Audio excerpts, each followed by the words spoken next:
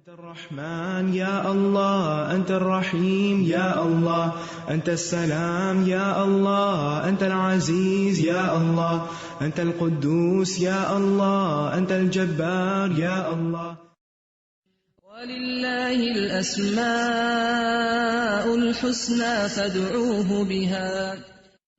نحمده ونصلي على رسوله الكريم اما بعد فاعوذ بالله من الشيطان الرجيم بسم الله الرحمن الرحيم رب اشرح لي صدري ويسر لي امري واحلل عقدة من لساني يفقهوا قولي. ناظرین، پروگرام اللہ کے خوبصورت نام کے ساتھ آپ کی خدمت میں حاضر ہیں. آج ہم انشاءاللہ لفظ جلالہ یعنی اللہ، جو اللہ سبحانہ تعالیٰ کا ذاتی نام ہے، اس پر بات کریں گے. قرآن مجید میں اللہ سبحانہ تعالیٰ نے اپنا تعارف خود اللہ کے نام کے ساتھ کروایا ہے، اور اس کے لیے اس کا بہترین تعارف آیت الکرسی میں ہوا ہے.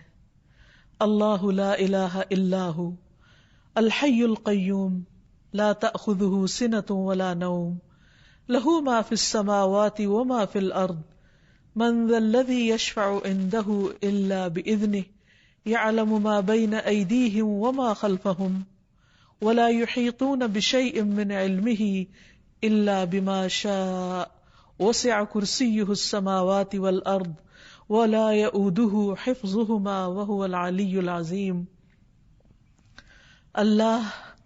اللہ وہ ہے کہ اس کے سوا کوئی معبود نہیں، زندہ ہے، ہر چیز کو قائم رکھنے والا ہے، نہ اسے اونگ آتی ہے اور نہ نیند. جو کچھ بھی آسمانوں اور زمین میں ہے اسی کا ہے.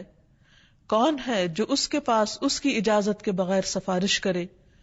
وہ جانتا ہے جو کچھ ان کے سامنے ہے اور جو ان کے پیچھے ہے، اور وہ اس کے علم میں سے کسی چیز کا احاطہ نہیں کر سکتے مگر جتنا وہ خود چاہے.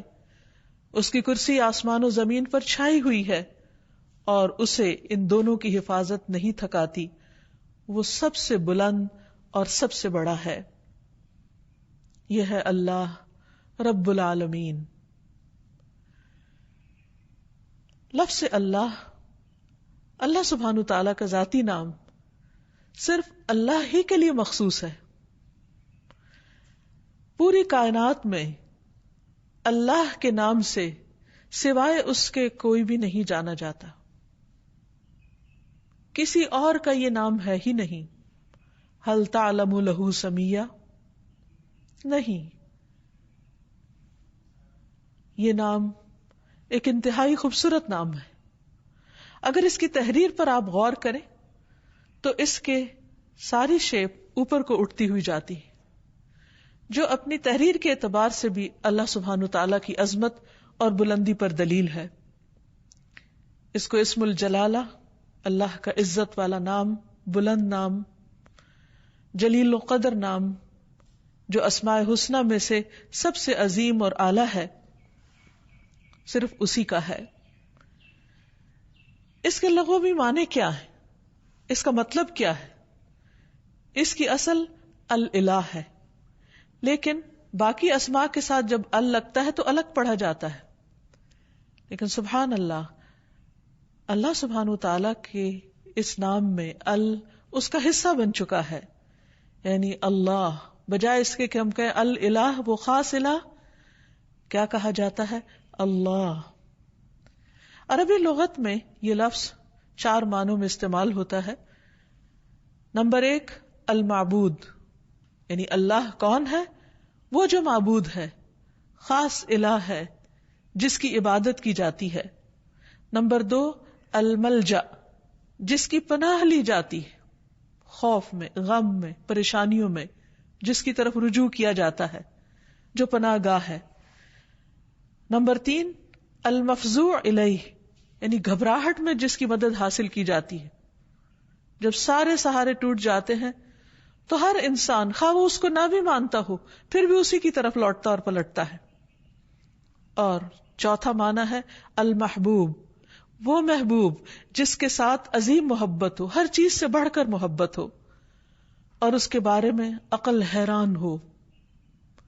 لا تدرکہ الابصار، جس کو نگاہیں نہ پا سکتی ہوں، وہ یدرک الابصار، اور وہ سب نگاہوں کو دیکھتا ہے، جانتا ہے کہ کون سی نگاہ کس طرف اٹھی ہے۔ تو اللہ سبحانہ وتعالی دراصل ساری کائنات کا حقیقی معبود ہے، ان کا بھی جو اس کو مانتے ہیں اور ان کا بھی جو اس کو نہیں مانتے۔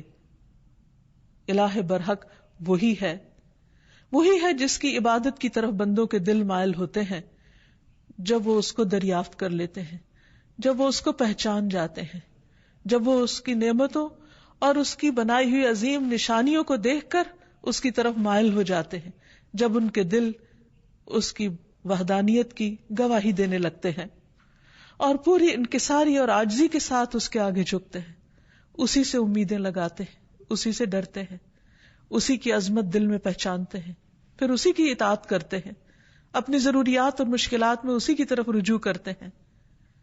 وہ وہی الہ برحق ہے جو عرش سے لے کر اس ٹھہری ہوئی زمین کی گہرائیوں تک واحد الہ ہے، جس کے سوا کوئی اور الہ نہیں ہے۔ وہ عظیم و برتر ہے اپنی صفات میں اور ان کی بڑائی اور کمال اور جلال میں اور جمال میں۔ اس کے جتنے بھی نام ہیں، اس کی جتنی بھی صفات ہیں، وہ سب اسی کی طرف لوٹتی ہیں، یعنی اس کے ذاتی نام اللہ کی طرف۔ اس کا کوئی شریک نہیں، کوئی اس کے مشابہ نہیں، کوئی اس کے ہم مثل نہیں، کوئی اس کا ہمسر نہیں، کوئی اس کا مددگار نہیں، وہ ہر لحاظ سے کامل ہے۔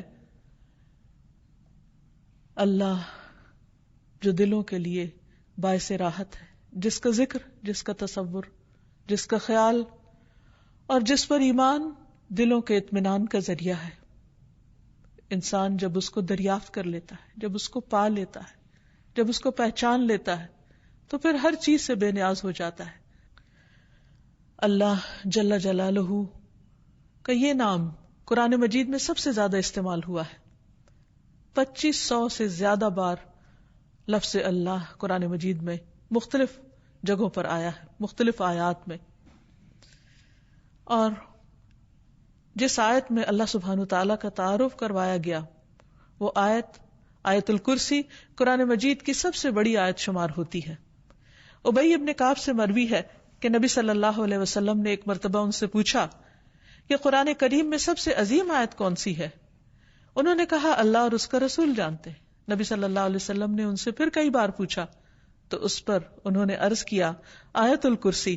اس پر آپ بہت خوش ہوئے اور فرمایا کہ ابو المنذر تمہیں علم مبارک ہو، یعنی واقعی تمہارے پاس علم ہے، تم جانتے ہو کہ اللہ کون ہے، اور اس کا تعارف قرآن مجید میں جس آیت میں ہے وہ آیت اسی بنا